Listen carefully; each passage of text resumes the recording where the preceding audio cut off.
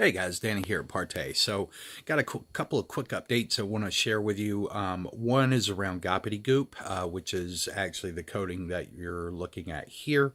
Um, so, if you go to the website to purchase gobbledygook, you're going to notice that it says sold out. And that is not entirely true. So I wanted to clarify that for everybody. So we are in the process of building our inventory for Amazon distribution. So in the meantime, what we're doing is we don't want to muddle any individual orders with the inventory that we need to build for that. So we basically shut down batch for any individual sales at the site. So they're just building the inventory right now. So they're not actually going in and checking anymore for the orders through the website. We got to a point all orders were filled, so we went ahead and closed out the inventory. In the interim, if you would like to order gobbledygook directly before it goes to Amazon, price is probably going to be about $20 to $25 cheaper. You would be able to reach out to us directly at partayav@gmail.com, and we'll be glad to accommodate you.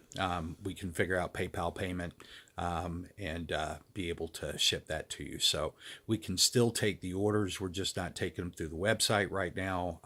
That way we can actually control the batching. So we'd have to do small batch, probably do like 10 quart batches or something, where we would just fill individual orders. So once again, we're not sold out. We still have product, but in the meantime, while we're switching over our distribution channel for gobbledygook, because it takes a lot of time, guys. We still have to can it and label it, but the shipping and coordinating the shipping, is sort of one of those things we don't want to have to spend time on, especially whenever we've got maybe some installation where most of the crew is going to need to be on an installation site. So it just doesn't make sense to try to have somebody there just for shipping purposes. So hopefully that explains. I don't want to sit and belabor it, but just wanted everybody to understand why we're making that move, one, and two, that even though it says sold out on the website, you can still contact us directly, and we'll be glad to accommodate any requests that you have. Next, excuse me, allergies still. So next, Vega. Now I'm trying to be better about my estimates here, so you guys bear with me. But Vega should be ready either Sunday, somewhere between Sunday to Wednesday of next week. I should be able to demo that, give you guys an example of what the Vega is going to look like, and that'll close out our ALF and our Diamante series. Okay, so that'll be all of our screens for the year, as well as gobbledygook, which we'll be managing that through different distribution channels, but it'll still be a Partay product. So there is one other thing I'm going to share with you. This is just for fun. I'll give you a sneak peek of something that we've been working on for a while.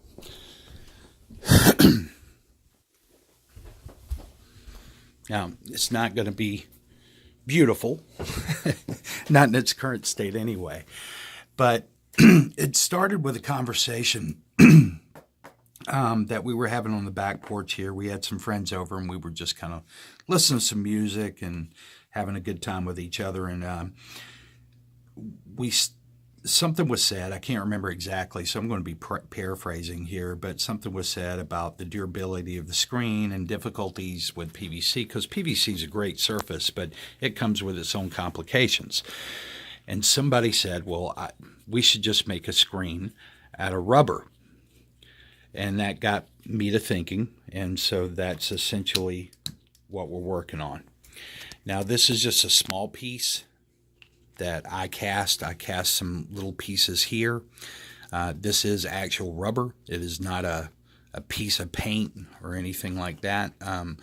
The same formula and chemicals that are used to make rubber are basically, we've found ways to be able to build this. So if it helps to understand, gobbledygook kind of came out of nowhere, right?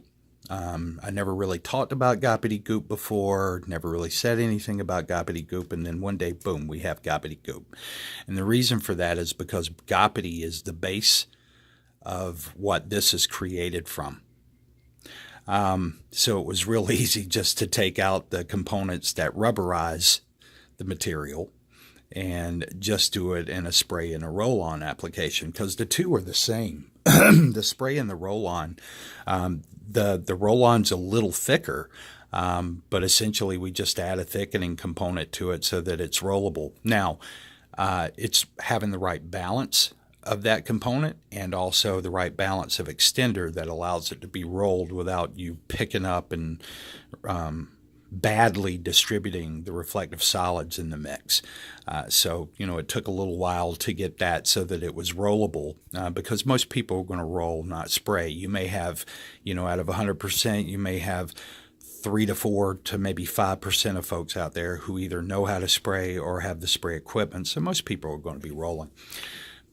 But why a rubber screen? Well, there's a number of things. Now, keep in mind, this is all the whole piece here is screen. It's not like it's some coating that's sprayed over the top of this. This is coating, 100% rubberized coating.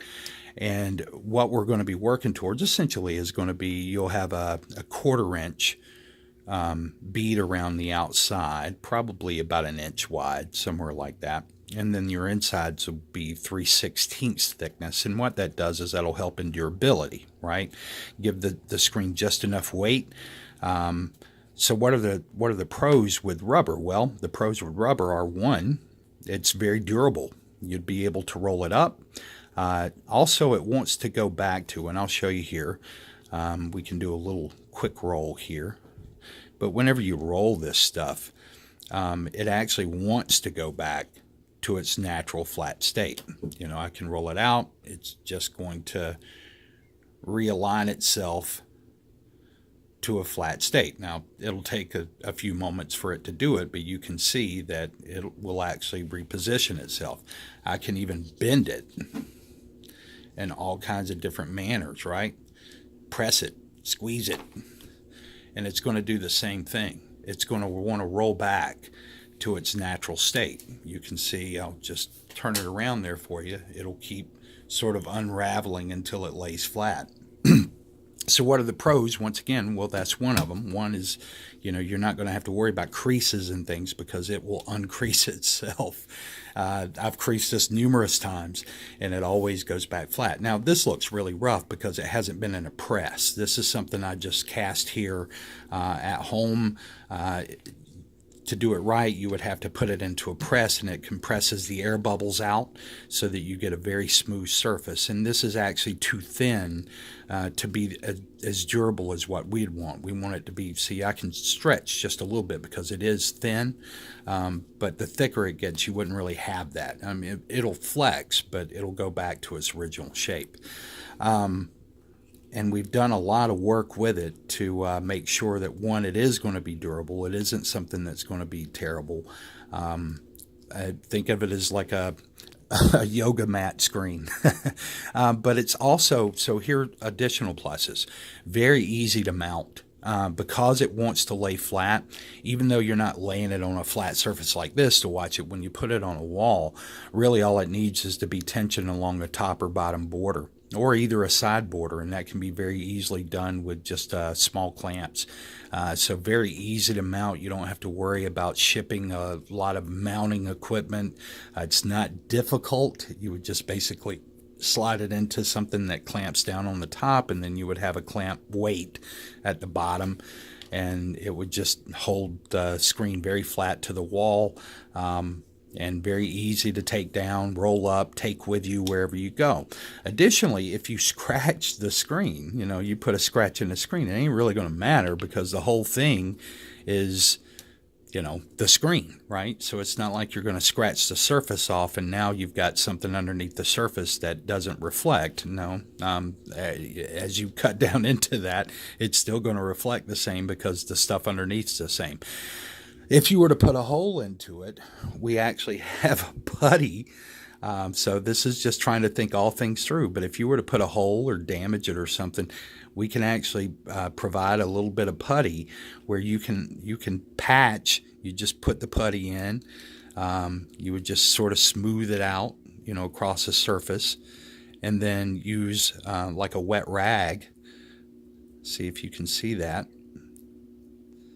I'll take this back off whenever it finishes, but you would just basically put the putty on there, and then you would use a wet rag over the top of it to smooth it out, and it would smooth out clean with the surface.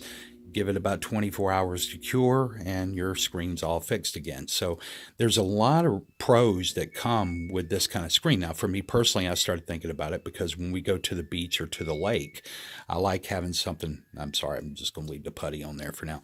I like having something that I can carry with me, but I don't have to worry about being damaged. I mean, I make the screens so I can make another one, but even making another one's sort of a pain in the butt. If you bought one, then you'd be out your money if it gets damaged. So, this is really about something that's, one, highly mobile, two, highly durable, three, easy to mount, and four, easy to fix. And also just a very, very well performing screen. So we're thinking sometime September, October, we'll be showing you more. We may show you some some larger panels, because we're going to start around probably about a 65-inch panel, and then move our way up. We'll probably go to like an 80-inch panel, and then go up to 100-inch and 120-inch. But 120 is as big as that we would ever make on this. The reason being is, for one, it'd just be too unwieldy with, once you start getting too big, the weight of it would be a complication. But, right now we're estimating, based on what we're thinking of for thickness, that at 120 inches, you would be looking at something that would weigh probably about 15, 16 pounds. So, because this is sort of aerated, it's not as heavy as like a traditional rubber. Very lightweight. Now, this isn't as thick, but even the thicker stuff is going to be pretty lightweight. So it's all about trying to keep all of that. You hear me talk about balance all the time. So it's always about trying to keep all these things balanced. And that includes, some of the aesthetic stuff too. And, the specifications around weight of the screen and how you can roll it up. But all in all, guys, we're thinking sometime September, end of October, we'll have more. And if we've got some larger panels in the interim, maybe we'll bring those out and give you an idea. But so this will be sort of a big release of ours towards the end of the year, working towards Christmas. But right now, when I do the demo of Vega in a few days, that'll be the last of our product line until we release this. All right.